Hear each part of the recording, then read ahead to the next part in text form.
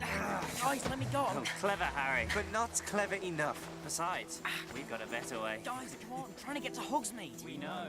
Don't worry, we'll get you there. We'll show you a quicker way. If you pipe down.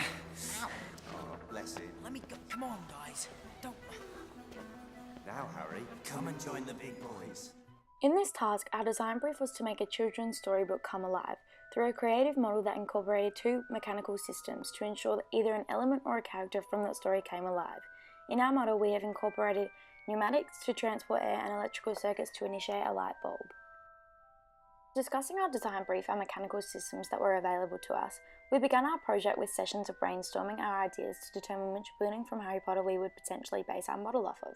We always knew we wanted to base our model off of an element from Harry Potter, but our main discussions were around how we could incorporate our two systems of pneumatics and electrical systems to ensure that we produced a working model.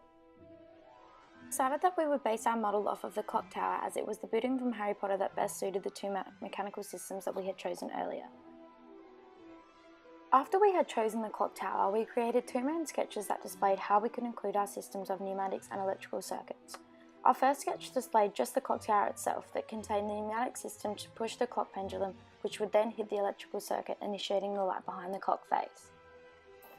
Our second sketch included both the clock tower and the elf house. This sketch incorporated Dobby, as he will exit out of the clock tower itself as he is pushed by a pneumatic system. He will then touch the fountain with his paperclip arm, which is a conductor of electricity, initiating the light within the fountain. Our final model was based off the second sketch that was produced, as we felt it was a more appropriate learning tool and more interesting for students to explore. Our final model consisted mostly of balsa wood, which is a light timber, enabling the production process to be easier to complete, and also made it easier to alter our model if we thought it needed improvements in order to make the model look more aesthetically pleasing. Our final model also met the size requirements of this task, as everything was measured multiple times and cut to the exact size we needed it to be. This meant that there were minimal errors within the production phase. Leftover materials were also recycled, incorporating the sustainability aspect of this task.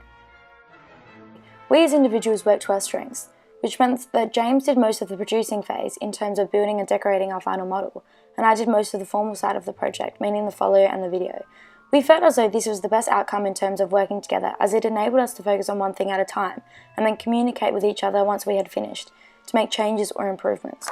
James utilised his knowledge of building and decorating to ensure the model was safe and sturdy enough to withstand other students investigating our model. The production steps of our model can be shown here. The main focus of this task was to ensure that our model could be used for teaching purposes, meaning that all year levels may be touching and exploring our model.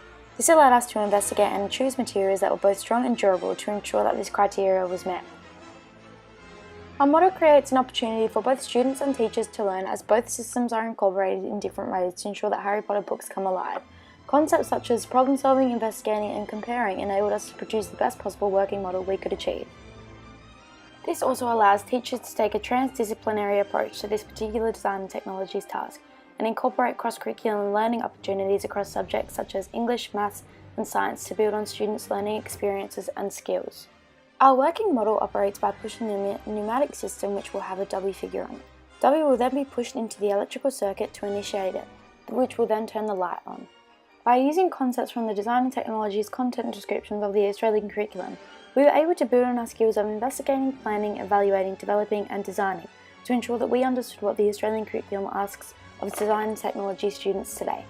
Lastly, being able to collaborate and manage our time effectively meant that our project was complete on time and we were able to produce a working and interesting model. Our communication skills were a vital aspect of this task, as it enabled us to discuss and make changes continuously in order to produce the best outcome possible.